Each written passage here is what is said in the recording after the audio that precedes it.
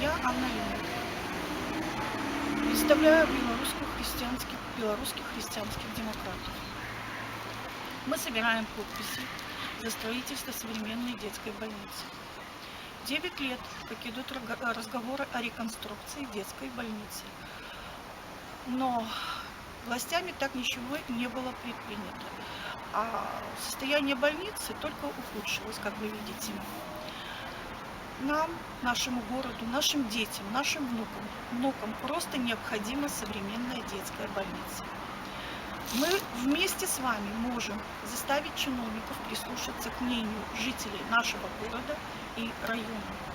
Я, Анна Лина, собираю подписи под обращением к властям города о строительстве детской больницы. Вместе с вами мы заставим прислушаться к нашему мнению городские власти.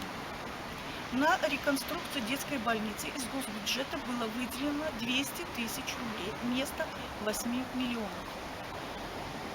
Я, как и мои дети, проживаем в этом городе, и мне тоже очень важно, чтобы была построена, а не реконструирована современная детская больница. Мы собираемся провести круглый стол вместе с депутатами и городскими властями города.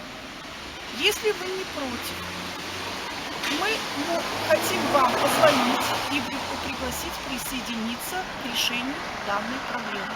С уважением к вам, Анна Лина. Всего хорошего и до встречи.